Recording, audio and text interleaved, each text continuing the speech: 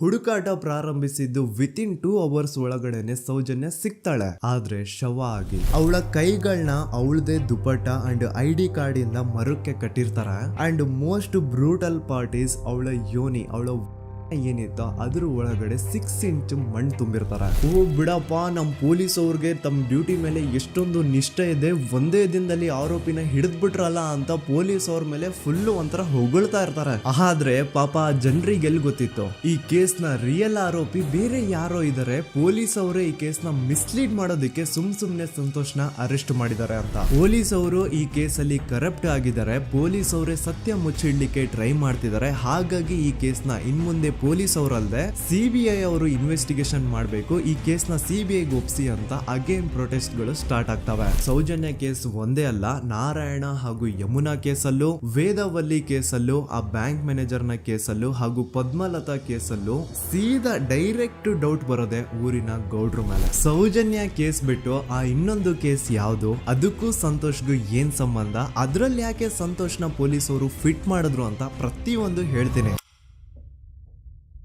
ನಾನು ಈ ಚಾನೆಲ್ ನ ಸ್ಟಾರ್ಟ್ ಮಾಡ್ದಾಗಿಂದ one of the most requested video ಬಂದು ಸೌಜನ್ಯ ಕೇಸ್ ಬಗ್ಗೆ. ಸರಿ, ನಮ್ ದೂತ ಸಭೆಯ ಪ್ರಜೆಗಳು ಇಷ್ಟೊಂದು ಕೇಳ್ತಿದಾರಲ್ಲ, ಈ ಒಂದು ಕೇಸ್ ಬಗ್ಗೆ ವಿಡಿಯೋ ಮಾಡುವ ಅಂತ ಸೌಜನ್ಯ ಕೇಸ್ ಬಗ್ಗೆ ನಾನು ರಿಸರ್ಚ್ ಸ್ಟಾರ್ಟ್ ಮಾಡಿದೆ. ಅಂಡ್ ಟ್ರಸ್ಟ್ ಮೀ, ಎಷ್ಟೊಂದು ಕಾಂಪ್ಲೆಕ್ಸ್ ಈ ಒಂದು ಕೇಸ್ ಇದೆ ಅಂತಂದ್ರೆ ನನ್ ತಲೆನೇ ಕೆಟ್ಬಿಡ್ತು. ಬಟ್ ಡೋಂಟ್ ವರಿ, ನಿಮ್ಗಂತೂ ಪ್ರತಿ ಒಂದನ್ನ ತುಂಬಾ ಸಿಂಪಲ್ ಆಗಿ ಅರ್ಥ ಮಾಡಿಸ್ತೇನೆ. ಅನ್ಕೊಳ್ಳಿ, ಒಂದು ಊರು, ಆ ಊರಲ್ಲಿ ಒಂದು ಗೌಡ್ರ ಕುಟುಂಬ ಇದೆ. ಅಂಡ್ ಆ ಗೌಡ್ರ ಕುಟುಂಬ ತುಂಬಾನೇ ಪವರ್ಫುಲ್, ಲೈಕ್ ನಾವು ಮೂವೀಸ್ ಅಲ್ಲಿ ನೋಡ್ತೀವಲ್ಲ ಹಂಗೆ. ಸೊ ಗೌಡ್ರು ಊರು ಬಂದು ಧರ್ಮಸ್ಥಳ ಅಂತ. ಆ ಒಂದು ಊರಲ್ಲಿ ಇವ್ರಿಗೆ ಸಖತ್ ಕಂಟ್ರೋಲ್ ಇರುತ್ತೆ. ಈವನ್ ಅದೇ ಒಂದು ರೀಜನ್ ಅಲ್ಲಿ ಇರುವಂತಹ ಒಂದು ತುಂಬಾನೇ ಪಾಪ್ಯುಲರ್ ದೇವಸ್ಥಾನನು ಸಹ ಇವರೇ ಕಂಟ್ರೋಲ್ ಮಾಡ್ತಿರ್ತಾರೆ. ಆ ಒಂದು ದೇವಸ್ಥಾನ ಇಂದ ಈ ಗೌಡ್ರ ಕುಟುಂಬಕ್ಕೆ ಎಷ್ಟೊಂದು ದುಡ್ಡು ಬರ್ತಾ ಇರುತ್ತೆ ಅಂತಂದ್ರೆ, ಅದೇ ದುಡ್ಡಲ್ಲಿ ಇವರು ಬೇಜನ್ ಪ್ರೈವೇಟ್ ಪ್ರೈಮರಿ ಅಂಡ್ ಹೈಸ್ಕೂಲ್ಸ್ ನ ಸ್ಥಾಪನೆ ಮಾಡಿರ್ತಾರೆ, ಬೇಜನ್ ಪ್ರೈವೇಟ್ ಮೆಡಿಕಲ್ ಕಾಲೇಜಸ್ ಇರ್ತವೆ, ಅಂಡ್ ಬೇಜನ್ ಪ್ರೈವೇಟ್ ದೊಡ್ಡ ಹಾಸ್ಪಿಟಲ್ಸ್ ಇರ್ತವೆ. ಒಟ್ಟಲ್ಲಿ ಹೇಳ್ಬೇಕು ಅಂತಂದ್ರೆ ದುಡ್ಡಿನ ಸುರಿಮಳೆ ಇವ್ರಿಗೆ. ನೋಡಿ, ನಮ್ಮ ಭಾರತ ದೇಶದಲ್ಲಿ ಒಂದು ಕಾನೂನಿದೆ,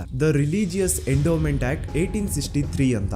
ಬೇಸಿಕಲಿ ಈ ಒಂದು ಕಾನೂನು ಏನ್ ಹೇಳುತ್ತೆ ಅಂತಂದ್ರೆ, ಭಾರತದಲ್ಲಿ ಯಾವ್ದೆಲ್ಲ ಹಿಂದೂ ಟೆಂಪಲ್ಸ್ ಇದಾವೋ ಅವೆಲ್ಲ ಗವರ್ಮೆಂಟ್ ಪ್ರಾಪರ್ಟಿ. ಆ ಹಿಂದೂ ಟೆಂಪಲ್ಸ್ ನ ಮ್ಯಾನೇಜ್ಮೆಂಟ್ ಎಲ್ಲ ಗವರ್ಮೆಂಟ್ ಕೈಗೆ ಹೋಗಿ ಗವರ್ಮೆಂಟ್ ಡಿಸೈಡ್ ಮಾಡುತ್ತೆ ಆ ಮ್ಯಾನೇಜ್ಮೆಂಟ್ ಅಲ್ಲಿ ಯಾರ್ ಕೆಲ್ಸಕ್ಕೆ ಇರಬೇಕು, ಯಾರ್ ಕೆಲ್ಸಕ್ಕೆ ಇರಬಾರ್ದು, ಅಂಡ್ ಆ ಟೆಂಪಲ್ ಇಂದ ಬರ್ತಿರುವಂತಹ ಡೊನೇಷನ್ ಅಮೌಂಟ್ ನ ಏನ್ ಮಾಡಬೇಕು ಅಂತ. ಸೊ ಈ ಒಂದು ಕಾನೂನಿನ ಪ್ರಕಾರ ಗವರ್ಮೆಂಟ್ ಇಂಡಿಯಾದಲ್ಲಿ ಇರುವಂತಹ ಆಲ್ಮೋಸ್ಟ್ ಎಲ್ಲಾ ಹಿಂದೂ ಟೆಂಪಲ್ಸ್ ನ ತನ್ನ ಕಂಟ್ರೋಲ್ ಅಲ್ಲಿ ತಗೋತಾ ಇರ್ಬೇಕಾದ್ರೆ ಗವರ್ಮೆಂಟ್ ಅಫಿಷಿಯಲ್ಸ್ ಧರ್ಮಸ್ಥಳ ಶ್ರೀ ಮಂಜುನಾಥ ದೇವಸ್ಥಾನಕ್ಕೂ ರೀಚ್ ಔಟ್ ಮಾಡ್ತಾರೆ. ಅಂಡ್ ಆಗ ಇಷ್ಟು ದಿನ ಟೆಂಪಲ್ ನ ಕಂಟ್ರೋಲ್ ಮಾಡ್ತಿದ್ದಂತಹ ಆ ಗೌಡ್ರ ಕುಟುಂಬ ಏನ್ ಹೇಳುತ್ತೆ ಗೊತ್ತಾ, ಇಲ್ಲ ಇದು ಹಿಂದೂ ಟೆಂಪಲ್ ಅಲ್ಲ, ಇದು ಜೈನ್ ಫ್ಯಾಮಿಲಿಗೆ ಬಿಲಾಂಗ್ ಮಾಡುವಂತಹ ಒಂದು ಪ್ರೈವೇಟ್ ಟೆಂಪಲ್ ಅಂತ ಹೇಳ್ತಾರೆ. ನಾನು ಇಷ್ಟು ದಿನ ಧರ್ಮಸ್ಥಳ ಶ್ರೀ ಮಂಜುನಾಥ ದೇವಸ್ಥಾನ ಒಂದು ಹಿಂದೂ ಟೆಂಪಲ್ ಅಂತ ಅನ್ಕೊಂಡಿದ್ದೆ. ಆದ್ರೆ ಈಗಷ್ಟೇ ನನಗೂ ಗೊತ್ತಾಗಿದ್ದು ಇದು ಹಿಂದೂ ಟೆಂಪಲ್ ಅಲ್ಲ, ಇದು ಒಂದು ಜೈನ್ ಫ್ಯಾಮಿಲಿಗೆ ಬಿಲಾಂಗ್ ಮಾಡುವಂತಹ ಪ್ರೈವೇಟ್ ಜೈನ್ ಟೆಂಪಲ್ ಅಂತ.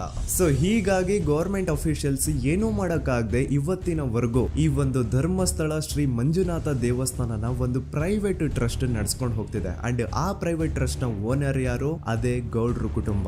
ನೋಡಿ, ನಾನು ಈ ವಿಡಿಯೋದಲ್ಲಿ ಯಾರ್ದನ್ನು ರಿಯಲ್ ನೇಮ್ಸ್ ನ ಬಳಸ್ತಿಲ್ಲ. ಪ್ರೀವಿಯಸ್ಲಿ ಬೇರೆ ಯೂಟ್ಯೂಬರ್ಸ್ ತಮ್ಮ ವಿಡಿಯೋಸ್ ಅಲ್ಲಿ ರಿಯಲ್ ನೇಮ್ಸ್ ನ ಬಳಸಿದ್ದಾರೆ ಅನ್ನೋ ಒಂದೇ ಒಂದು ಕಾರಣಕ್ಕೆ ಅವ್ರ ವಿಡಿಯೋಸ್ ನ ಡಿಲೀಟ್ ಮಾಡಿಸಿದ್ದಾರೆ. ಸೊ ಅವ್ರ ಜೊತೆ ಆಗಿದ್ದು ನನ್ ಜೊತೆ ಆಗೋದ್ ಬೇಡ, ಸತ್ಯ ಮುಚ್ಚೋಗೋದು ನನ್ಗೆ ಇಷ್ಟ ಇಲ್ಲ. ಹಾಗಾಗಿ ನಾನಿಲ್ಲಿ ರಿಯಲ್ ನೇಮ್ಸ್ ನ ಬಳಸ್ತಿಲ್ಲ. ಆದ್ರೆ ನಾನು ಯಾರನ್ನ ಪಾಯಿಂಟ್ ಔಟ್ ಮಾಡಿ ಹೇಳ್ತಿದ್ದೀನಿ ಅನ್ನೋದು ಮಾತ್ರ ನಿಮಗೆ ತುಂಬಾ ಕ್ಲಿಯರ್ಲಿ ಅರ್ಥ ಆಗುತ್ತೆ. Don't worry.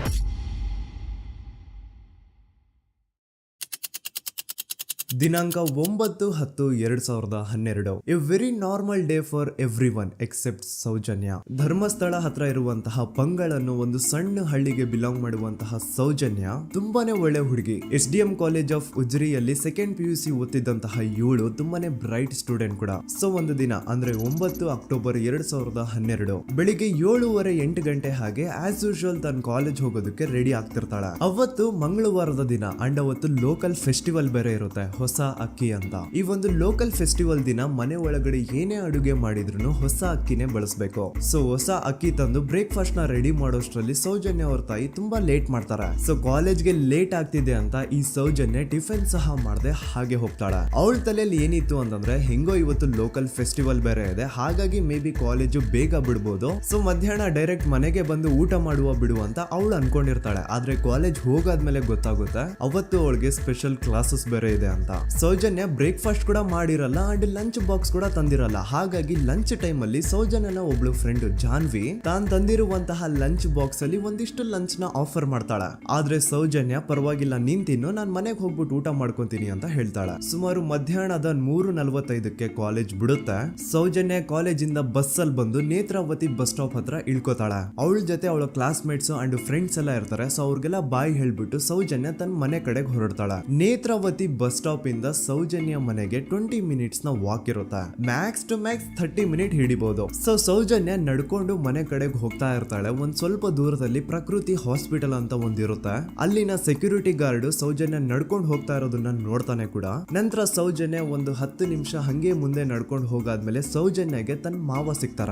ಅವರು ಸೌಜನ್ಯನ ನೋಡಿ ಮಾತಾಡಿಸ್ತಾರೆ. ಯಾಕಮ್ಮ ಕಾಲೇಜಿಂದ ಇಷ್ಟು ಲೇಟ್ ಬರ್ತಿದೀಯಾ ಅಂತ ಕೇಳ್ತಾರೆ. ಆಗ ಸೌಜನ್ಯ ಇಲ್ಲ ಮಾವ, ಕಾಲೇಜಲ್ಲಿ ಸ್ಪೆಷಲ್ ಕ್ಲಾಸ್ ಇತ್ತು ಹಾಗಾಗಿ ಲೇಟ್ ಆಗ್ಬಿಡ್ತು ಅಂತ ಹೇಳಿ ಒಂದೆರಡು ಮಾತಾಡಿಸಿ ನಂತರ ತನ್ನ ಮನೆ ಕಡೆಗೆ ತಾನು ಹೊರಡ್ತಾಳ. ಈಗ ಆ ಒಂದು ಪಾಯಿಂಟ್ ಇಂದ ಸೌಜನ್ಯಗೆ ತನ್ನ ಮನೆ ಹೋಗ್ಲಿಕ್ಕೆ 10 ನಿಮಿಷ ಬೇಕು. ಮ್ಯಾಕ್ಸ್ ಟು ಮ್ಯಾಕ್ಸ್ 20 ಮಿನಿಟ್ ಅನ್ಕೊಳ್ಳಿ. 3:45ಕ್ಕೆ ಕಾಲೇಜ್ ಬಿಟ್ರೆ ಅರೌಂಡ್ 4:30ಗೆ ಮನೇಲಿ ಇರ್ಬೇಕಾಗಿದ್ದು ಹುಡುಗಿ 6:30-7 ಗಂಟೆ ಆಗಿದ್ರು ಮನೆಗೆ ಸೇರಿರಲ್ಲ. ಸೊ ಮನೇಲಿ ಸೌಜನ್ಯ ಅವ್ರ ತಾಯಿಗೆ ಟೆನ್ಷನ್ ಸ್ಟಾರ್ಟ್ ಆಗುತ್ತೆ. ಏನಪ್ಪ ಈ ಹುಡುಗಿ ಎಷ್ಟೊತ್ತಾದ್ರೂ ಇನ್ನು ಮನೆಗ್ ಬಂದಿಲ್ವಲ್ಲ ಅಂತ. ಸೊ ಅವ್ರೇನ್ ಮಾಡ್ತಾರೆ, ಸೌಜನ್ಯ ಅವ್ರ ತಂದೆ ಕಾಲ್ ಮಾಡ್ಬಿಟ್ಟು ರೀ ಹಿಂಗೆ 3:30-4 ಗಂಟೆಗೆ ಕಾಲೇಜಿಂದ ಮನೆಗ್ ಬರ್ತಿದ್ದಿದ್ ನಮ್ ಹುಡುಗಿ ಇವತ್ತು 7 ಗಂಟೆ ಆದ್ರೂ ಇನ್ನು ಮನೆಗ್ ಬಂದಿಲ್ಲ, ನೀವು ಸ್ವಲ್ಪ ಬೇಗ ಮನೆಗ್ ಬಂದು ವಿಚಾರಿಸಿ ಅಂತ ಗಾಬ್ರಿಲಿ ಹೇಳ್ತಾರ. ಸರಿ ಅಂತ ಸೌಜನ್ಯ ಅವ್ರ ತಂದೆ ಮನೆಗ್ ಬಂದ್ಬಿಟ್ಟು ಸೌಜನ್ಯನ ಫ್ರೆಂಡ್ಸ್ ಕ್ಲಾಸ್ ಮೇಟ್ಸ್ ಯಾರ್ದೆಲ್ಲ ಅವ್ರ ಹತ್ರ ನಂಬರ್ ಇರುತ್ತೋ ಅವ್ರಿಗೆಲ್ಲ ಕಾಲ್ ಮಾಡ್ಬಿಟ್ಟು ಸೌಜನ್ಯ ಬಗ್ಗೆ ಕೇಳ್ತಾರ.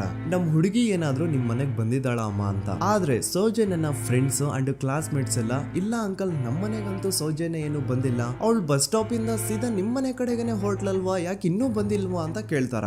ಆಗ ಸೌಜನ್ಯ ಅವ್ರ ತಂದೆ ಇಲ್ಲಮ್ಮ ಬಂದಿಲ್ಲ ಹಾಗಾಗಿನೇ ಕಾಲ್ ಮಾಡಿರೋದು ಅಂತ ಹೇಳಿ ಕಾಲ್ ಕಟ್ ಮಾಡ್ತಾರ. ದೆನ್ ಸೌಜನ್ಯ ಅವ್ರ ತಂದೆ ಸೌಜನ್ಯ ಅವ್ರ ಮಾವ ಕಾಲ್ ಮಾಡ್ತಾರ. ಅಳಿಯ ಎಲ್ಲಿದ್ಯಾ, ನನ್ ಮಗಳು ಇನ್ನು ಮನೆಗ್ ಬಂದಿಲ್ಲ, ನೀನೇನಾದ್ರೂ ಅವಳನ್ನ ನೋಡ್ದ ಅಂತ ಕೇಳ್ತಾರ. ಆ ಕಡೆಯಿಂದ ಅವರು ಸೌಜನ್ಯನ ಮಾವ ಹೇಳ್ತಾರೆ, ಹ್ಞೂ ನಾನ್ ನೋಡ್ದೆ, 4:15 ಹಾಗೆ ಆ ಹುಡುಗಿ ಕಾಲೇಜಿಂದ ಬರ್ಬೇಕಾದ್ರೆ ನನಗ್ ಕಾಣಿಸಿದ್ಲು, ನಾನ್ ಸ್ವಲ್ಪ ಮಾತಾಡ್ದೆ ಅವಳ ಹತ್ರ, ಅದಾದ್ಮೇಲೆ ಅವಳು ಮನೆ ಕಡೆ ಹೋದ್ಲಲ್ಲ, ಯಾಕೆ ಇನ್ನೂ ಬಂದಿಲ್ವಾ ಅಂತ ಅವರೇ ಉಲ್ಟಾ ಕ್ವಶನ್ ಕೇಳ್ತಾರ. ಈ ಕಡೆ ಸೌಜನ್ಯ ಅವ್ರ ತಂದೆ ಇಲ್ಲ 7 ಗಂಟೆ ಆದ್ರೂ ಮಗು ಇನ್ನು ಮನೆಗ್ ಬಂದಿಲ್ಲ, ನಮ್ಗೆ ಯಾಕೋ ತುಂಬಾ ಗಾಬರಿ ಆಗ್ತಿದೆ, ನೀನೊಂದ್ ಕೆಲ್ಸ ಮಾಡು, ನಮ್ಮವ್ರನ್ನೆಲ್ಲ ಸೇರ್ಸು, ಎಲ್ರೂ ಸೇರಿ ಹುಡುಕುವ ಅವಳನ್ನ ಅಂತ ಸುಮಾರು ರಾತ್ರಿ 7 ಗಂಟೆಯಿಂದ ಹಿಡಿದು 11 ಗಂಟೆವರೆಗೂ ಸೌಜನ್ಯನ ಮನೆಯವರು ಅಂಡ್ ಊರಿನ ಜನ 200-300 ಜನ ಸೇರ್ಕೊಂಡು ಸೌಜನ್ಯನ ಹುಡುಕ್ತಾರೆ. ಆದ್ರೆ ಸೌಜನ್ಯನ ಒಂದು ಸುಳಿವು ಸಿಗಲ್ಲ. ಸೊ ಕೊನೆಗೆ ಸಹಾಯ ಕೇಳ್ತಾ ರಾತ್ರಿ 11 ಗಂಟೆ ಹಾಗೆ ಸೌಜನ್ಯನ ತಂದೆ ತಾಯಿ ಅಂಡ್ ಊರಿನ ಜನ ಎಲ್ಲ ಬೆಳ್ತಂಗಡಿ ಪೊಲೀಸ್ ಸ್ಟೇಷನ್ ಹತ್ರ ಹೋಗ್ತಾರ. ಅಲ್ಲಿ ಪೊಲೀಸ್ ಅವ್ರ ಹತ್ರ ಕಾಲೇಜ್ ಹೋಗಿದ್ ನಮ್ ಹುಡುಗಿ ಇಷ್ಟೊತ್ತಾದ್ರೂ ಇನ್ನು ಮನೆಗ್ ಬಂದಿಲ್ಲ, ಎಷ್ಟು ಹುಡುಕಿದ್ರು ಸಿಗ್ತಾ ಇಲ್ಲ, ಸೊ ಪ್ಲೀಸ್ ಒಂದು ಮಿಸ್ಸಿಂಗ್ ರಿಪೋರ್ಟ್ ನ ಫೈಲ್ ಮಾಡಿ ನಮ್ ಹುಡುಗಿನ ಹುಡುಕೊಡಿ ಅಂತ ಕೇಳ್ಕೊತಾರ. ಆದ್ರೆ ಪೊಲೀಸ್ ಅವರು ಒಪ್ಪಲ್ಲ. ಇಲ್ಲ ಯಾವುದೇ ಪರ್ಸನ್ ಮಿಸ್ಸಿಂಗ್ ಆದ್ರೆ ಆಫ್ಟರ್ 24 ಅವರ್ಸ್ ಆದ್ಮೇಲೆನೆ ರಿಪೋರ್ಟ್ ಫೈಲ್ ಮಾಡಕ್ಕಾಗೋದು. ಸೊ ನೀವ್ ಒಂದ್ ಕೆಲ್ಸ ಮಾಡಿ, ಈಗ ಮನೆಗ್ ಹೋಗಿ ನಾಳೆ ಬೆಳಿಗ್ಗೆವರೆಗೂ ನೋಡಿ, ನಾಳೆ ಬೆಳಿಗ್ಗೆವರೆಗೂ ನಿಮ್ ಮಗಳು ನಿಮ್ ಮನೆಗ್ ಬಂದಿಲ್ಲ ಅಂತಂದ್ರೆ ಆಗ ಬಂದ್ಬಿಟ್ಟು ಮಿಸ್ಸಿಂಗ್ ರಿಪೋರ್ಟ್ ನ ಫೈಲ್ ಮಾಡಿಸಿ ಅಂತ ಹೇಳಿ ಕಳಿಸ್ತಾರ.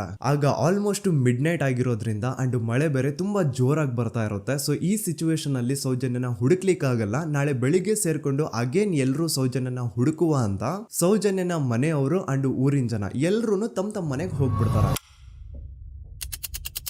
ನೆಕ್ಸ್ಟ್ ದಿನ ಅಂದ್ರೆ 10 ಅಕ್ಟೋಬರ್ 2012 ಬುಧವಾರದ ದಿನ ಬೆಳಿಗ್ಗೆ 10 ಗಂಟೆ ಹಾಗೆ ಸೌಜನ್ಯನ ಮನೆಯವರು ಅಂಡ್ ಊರಿನ 200-300 ಜನ ಸೇರ್ಕೊಂಡು ಅಗೇನ್ ಸೌಜನ್ಯಗೋಸ್ಕರ ಹುಡುಕಾಟ ಸ್ಟಾರ್ಟ್ ಮಾಡ್ತಾರ. ಹುಡುಕಾಟ ಪ್ರಾರಂಭಿಸಿದ್ದು ವಿತಿನ್ 2 ಅವರ್ಸ್ ಒಳಗಡೆನೆ ಸೌಜನ್ಯ ಸಿಗ್ತಾಳೆ. ಆದ್ರೆ ಶವ ಆಗಿ ಆ 200-300 ಊರಿನ ಜನ ಎಲ್ಲ ಸೇರ್ಕೊಂಡು ಏನ್ ಸೌಜನ್ಯನ ಹುಡುಕ್ತಾ ಇದ್ರು ಅದರಲ್ಲಿ ಯಾರೋ ಒಬ್ರಿಗೆ ಸೌಜನ್ಯನ ಮನೆಯಿಂದ ಕೇವಲ 10 ನಿಮಿಷ ದೂರದಲ್ಲಿರುವಂತಹ ಒಂದು ಹಳ್ಳನ ದಡದಲ್ಲಿ ಸೌಜನ್ಯ ಮೃತದೇಹ ಸಿಗುತ್ತಾ. ಈಗ ಸತ್ತಿರುವಂತಹ ಸೌಜನ್ಯನ ಡೆಡ್ ಬಾಡಿ ಯಾವ ಒಂದು ಕಂಡೀಷನ್ ಅಲ್ಲಿ ಇತ್ತು ಅಂತ ಹೇಳ್ತೀನಿ, ಸ್ವಲ್ಪ ಗಮನ ಇಟ್ಟು ಕೇಳಿಸ್ಕೊಳ್ಳಿ. ಅವಳ ಕೈಗಳನ್ನ ಅವಳದೇ ದುಪಟ್ಟ ಅಂಡ್ ID ಕಾರ್ಡ್ ಇಂದ ಮರಕ್ಕೆ ಕಟ್ಟಿರ್ತಾರ. ಅವಳ ಬಾಡಿ ಎಲ್ಲ ನೇಕೆಡ್ ಇರುತ್ತೆ, ಮೈ ಮೇಲೆ ಸರಿಯಾದ ಬಟ್ಟೆ ಇರಲ್ಲ, ಮೈ ಮೇಲೆ ಮಲ್ಟಿಪಲ್ ಕಟ್ ಮಾರ್ಕ್ಸ್ ಇರುತ್ತೆ, ತುಂಬಾ ಜೋರಾಗಿ ಹೊಡೆದಿರುವಂತಹ ಗಾಯಗಳು ಮೈ ಮೇಲೆ ಎದ್ದು ಕಾಣಿಸ್ತಿರ್ತವೆ. ಅವಳ ರಿಪ್ಸ್ ಎದೆ ಭಾಗದ ಮೂಳೆಗಳೆಲ್ಲ ಮುರಿದು ಹೋಗ್ಬಿಟ್ಟಿರ್ತವೆ. And most brutal part is ಅವಳ ಯೋನಿ, ಅವಳ ಏನಿತ್ತು ಅದ್ರ ಒಳಗಡೆ 6 ಇಂಚ್ ಮಣ್ಣು ತುಂಬಿರ್ತಾರೆ. ಆ ಬಾಡಿ ಕಂಡೀಷನ್ ನ ನೋಡಿದಾದ್ಮೇಲೆ ಒಂದಂತೂ ತುಂಬಾ ಕ್ಲಿಯರ್ ಆಗಿ ಅರ್ಥ ಆಗುತ್ತೆ, ಅವಳನ್ನ ಯಾರೋ ತುಂಬಾ ಫೋರ್ಸ್ಫುಲಿ ಮಾಡಿ ನಂತರ ನಿರ್ದಯವಾಗಿ ಸಾಯಿಸಿದ್ದಾರೆ ಅಂತ. ಇಲ್ಲಿ ಕ್ರಿಮಿನಲ್ಸ್ ನ ಬುದ್ಧಿವಂತಿಕೆ ನೋಡಿ ಪೊಲೀಸ್ ಅವ್ರಿಗೆ ಏನೂ ಸುಳಿವು ಸಿಗ್ಬಾರ್ದು ಅಂತ ಅವಳ ಯೋನಿ ಒಳಗಡೆ 6 ಇಂಚ್ ಅಷ್ಟು ಮಣ್ಣು ತುಂಬ ಹೋಗಿರ್ತಾರೆ. ಸೊ ದೆನ್ ಪೊಲೀಸ್ ಅವ್ರಿಗೆ ವಿಷಯ ಗೊತ್ತಾಗುತ್ತೆ. ಅವರು ಸ್ಪಾಟ್ ಗೆ ಬಂದು ಸೌಜನ್ಯನ ಬಾಡಿನ